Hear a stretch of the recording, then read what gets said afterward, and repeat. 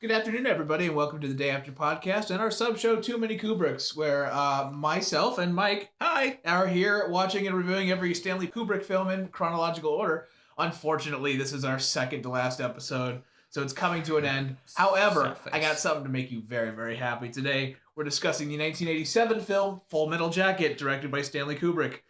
Oh, this went down smooth. Why does it go well?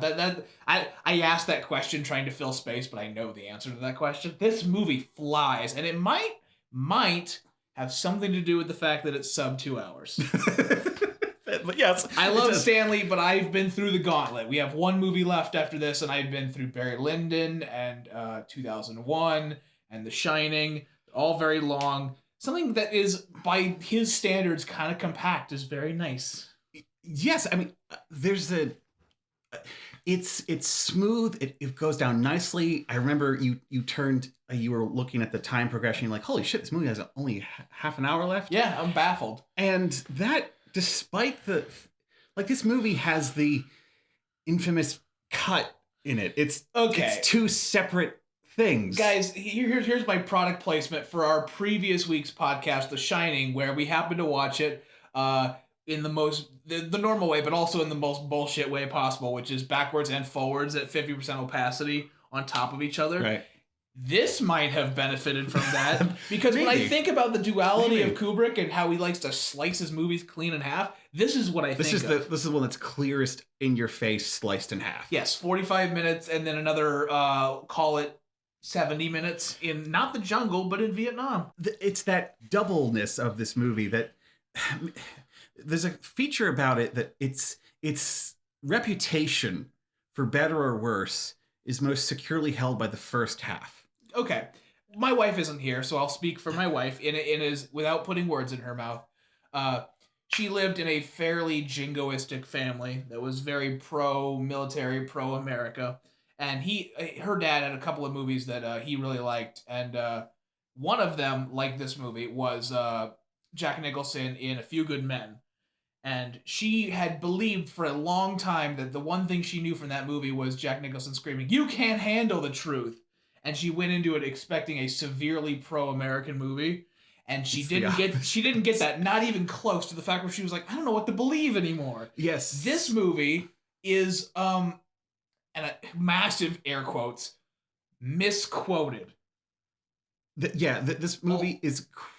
There are a few select scenes and lines in this movie that represent it, and it's known for these movies, and they're constantly quoted again and again and referenced again and again, but they don't catch the cynical, satirical, critical spirit. I feel like it does the "Here's Johnny." There's too many layers now to these lines that the subtext is gone. Like, for example, the first time I went into this movie, I had been layered with boot camp movies and kids movies from like Disney and Nickelodeon and stuff. So like, and this movie its first half has had such an influence on a generation of those crappy let's go to camp movies. honestly, this made me laugh out loud. TV tropes.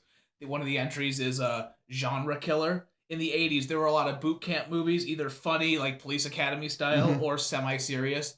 This movie destroyed that subgenre because it either couldn't be topped or nobody would take it seriously anymore. Like now when you mention other boot camp movies, it's like saying, well, there are other dinosaur movies too. Anybody want to watch a dinosaur movie? Jurassic Park? No, 2000's Dinosaur. This is, for better or worse, the boot camp movie.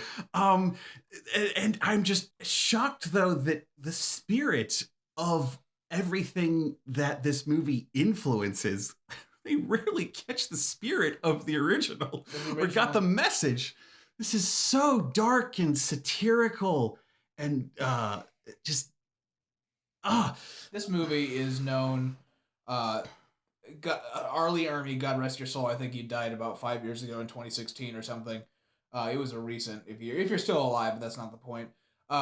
Arlie Ermey was originally a reference point, like an informational thing to help the actor who was going to be playing Sergeant Gunnery Hartman. Which, by the way, that actor, when he got replaced, he became the guy who's shooting down people in the helicopter.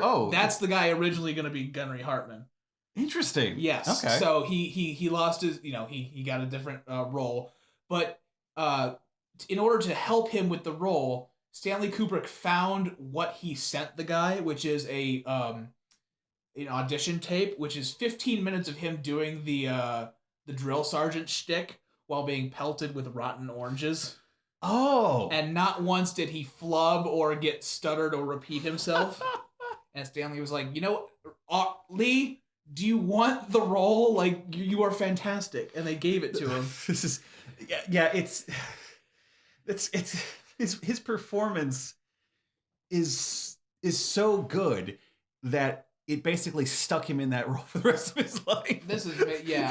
I don't know a lot of Arlie Ermy stuff, but I feel like he would be typecast to hell and back. Oh, he was. Okay, that's fair. Yeah, he was. The TV Tropes goes on to say that part of the power of this is that he knew two things. Number one, he knew the line between belittling somebody so that they become a ruthless killing machine and just nonsense berating and distracting somebody to the point where it's not getting any work done.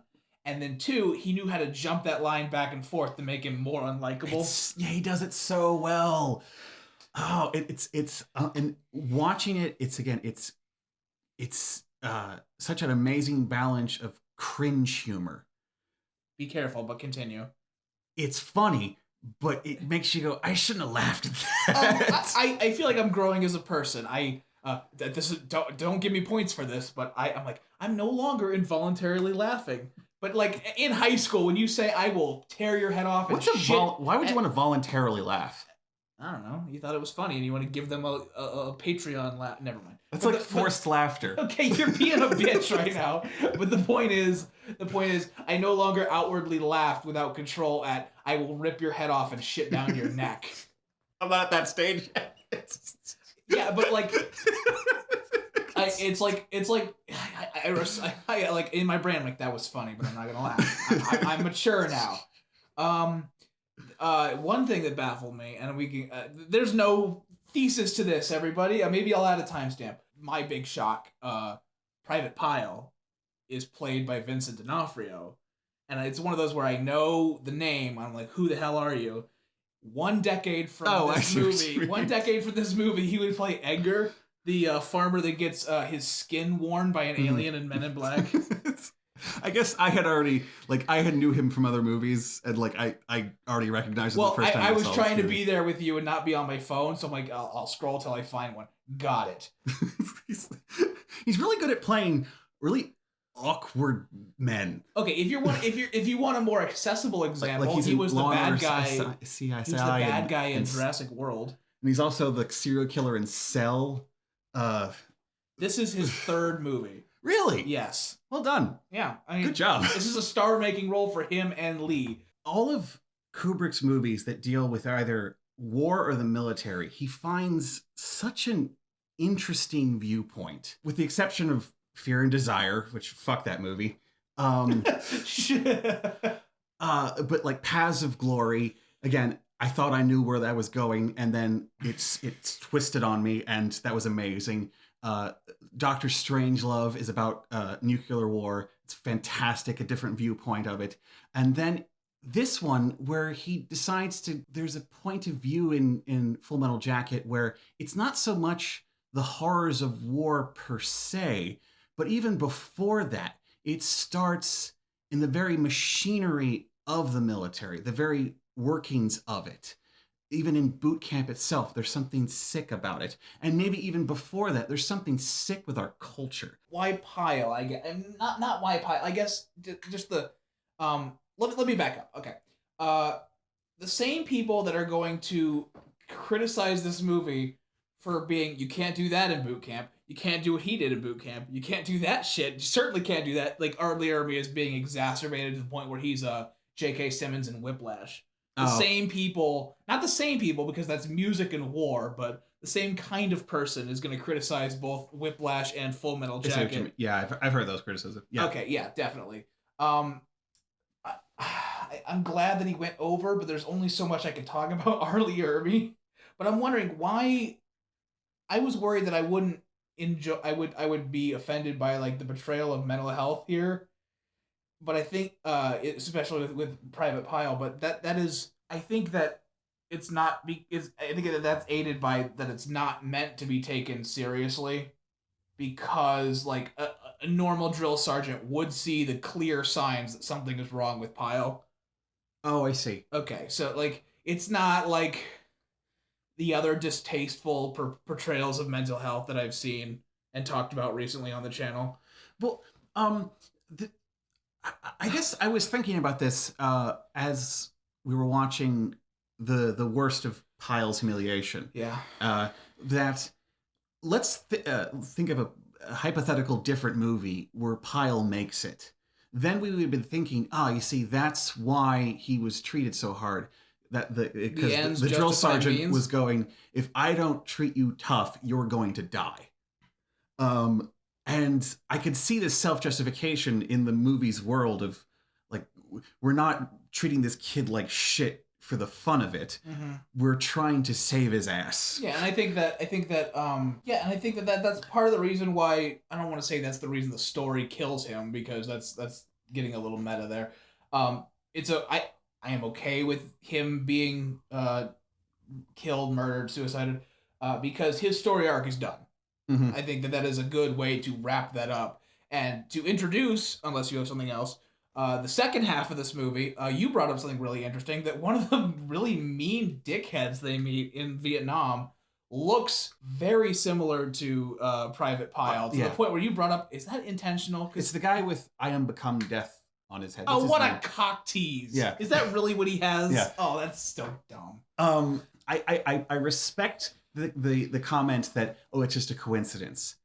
But those actors look remarkably similar. Especially at older age. They in fact, they just get, it looks like Vincent D'Onofrio just worked out a bit. Just morphed into this guy. And he is the most violent of this new batch of soldiers. Fair. He is Pyle reincarnated. And there's all these, the thing is, there's all these, Kubrick he likes to use archetypes, and he even makes fun of himself in this movie when he has Joker reference Jung all the time. It's Jungian, man. He likes to use symbolic archetypes that keep recurring over and over again in society and in culture. And he even makes fun of himself doing it. And if that's happening, there's an instance of it in this movie with Pyle. It's strange that when I think of this movie before, I had seen it twice before, I mostly remembered the first half. And the second half is continually refreshed in my head. Like I watch it going, oh yeah, that thing. It's refreshing in that sense because I'm used to the first one more. Delicious. Yes. Snipers. I just on the rocks, please. Oh, you're such a bitch. I see when I refresh my brain about the actual war segments, I think, wow, this is just a disjointed jumble of things. But then what was the first half if not Gunnery Sergeant yelling for 40 minutes? It's another testament to why the hell this movie goes down so easy. It shouldn't. It's not so much a plot as a sequence of events. Yeah. But it still goes down really smooth. And I've heard this criticism or this characterization of Vietnam War movies. They are not so much like basically the Vietnamese have nothing to do with it. That it's usually about the evolution of the American soul going through this war. Yeah. And it happens with Apocalypse Now. It happens with Deer Hunter. It happens with Platoon. And in this one is very explicit about it, where it's these good old American boys, and this movie is not shy about this sadism. It's just draped in Americana. And if it wasn't blunt enough, after all this stuff about John Wayne and all that Oh stuff. no. It ends with the marching of singing to the Mickey Mouse song. Okay, number one, your criticism regarding Stanley. I'm not saying it's criticism. No. I'm making a joke here. Number one, regarding your earlier note that Stanley was making fun of himself, that implies incorrectly that Stanley has a sense of humor, which he doesn't. This movie is hilarious. No, but the point is, Stanley, I love your dry, your Sahara Desert ass humor. But sometimes you get so cynical that people that maybe don't have a lot of experience interpreting art are going, wait, I don't get it. Does he like the war? Like, he's so bluntly dry and sardonic about it that sometimes it can be hard for others to be like, wait, what? And I see that point and I go, you can't be serious. But no, as you were referencing before, this movie is referenced and quoted always out of context without that biting satire. This movie suffers without context. And I think that's why the first... I don't mean to say... Somebody might go, oh, second half sucks. I think that the second half is getting... In the same way that Failsafe was buried by Dr. Strangelove, I think that the second half of this movie is buried by the first half of this movie. Stanley, you buried yourself. That may be so, and I understand that point of view. The boot camp half has been so copied that I'm a little desensitized to it. Yeah, that sucks a lot. Like we're pitching ideas for a series, and we wanted to do a month where we did movies that my high school ruined. And this is right on the edge of being one of those, because when I did 5 years of sports, you hear all the military drill talk and, steers and queers. You hear that a lot, to the point where I am extremely desensitized to all of Lee Ermey's shtick. I don't like boot camp movies at all. I hate that tension of the drama of these. You and I should watch all 6 police academies just for fun. No. There's so many parts about this movie that make me stutter and question about, not that I'm confused by it, but I don't know how to feel about something. I don't know how to feel about Pyle. That's fair. I don't know how to feel about the split. I don't hate the split, but I don't know how to feel about it. I don't know how to feel about, like, them saying he's got to, like, at the end when he kills that woman, that he's like, oh man, you're cold because you actually took a life. What have we been doing this whole movie? What? Oh. Like, I understand, because here's the problem. I was a cinema douche in high school, and it bled into college also, where I felt like I was cool for liking this movie and liking Kubrick movies because it was so clearly anti-war. But then if somebody were to push me about, could you elaborate a little bit, I would just say, look, war's bad, right? War's bad. Maybe because of the bluntness of it, it can miss a little bit of the finesse, which is why I like to talk about the finer points, like when they're in the journalism bunker, you see a lot of American and Vietnamese trinkets stapled together, like Snoopy and the Asian fan, and when they're talking about John Wayne, there's a clearly Vietnamese lamp. You said it best during the sucky sucky scene, which, talking about desensitized, Vietnam is just got American capitalism splattered all over. It's a shopping center, and there's these prostitutes going, "We love you long time," and this is what we're fighting for, freedom, or poontang. So much dick and fucking rhetoric in this fucking movie, but there are moments of nuance that I forgot about, where when the sniper has laid a trap for them. With the 2 soldiers, and she's just picking off their limbs with bullets, essentially. I forgot who's the one who gathers the courage to try to save the 2 guys. The dick face. It's the dick face. it's Vincent D'Onofrio doppelganger dick face. Doppelganger. I'm sorry. You are and some other movies that I really like. That's okay. But I forgot, holy shit, the guy we're clearly supposed to go, you're a mass murdering fuckhead who will probably massacre a village. You're also the guy who will risk his own life to save his teammates. It's honestly if anything, this movie is messy enough that it makes me go, yeah, I want none of this. No, none. These mixed emotions. It's okay if you don't land some of the subtext, because that helps me realize, no, I grew up in peacetime I don't think I want any of that. But I maybe you should take a turn now to wrap up because I am baffled by the muddiness. I'm glad before right as we were starting. I'm like, Mikey, how do people feel about the Vietnam War? It was split clean in half because this is the most televised war in American history, and we were not sure how to feel about it. And that's how I feel about it, is that I don't know how to feel about it. Okay, I think that I like this movie. I like it a lot. I think if any of you are on the fence, jaded about it, I would recommend a little experiment. Watch the second half alone. Yeah, I'm curious. That would be neat. Because everyone knows the first half. I would be interested in, if you haven't seen it in a long time and you're not sure if you want to watch it, just watch the second half. I'm interested in experimental watches. That might be cool. I wonder what that would do. Yeah, it'd be like watching Memento in the right order. Gotta do that someday. Okay, all right. Guys, that's been episode 12 of Too Many Kubricks, the sub show where we watch every Stanley Kubrick film in chronological order right here on the Day After podcast. Join us in 1 week as we say goodbye in a very sad way to film number 13, 1999's Eyes Wide Shut with Tom Cruise and that one lady. You're gonna see some titties. We gotta...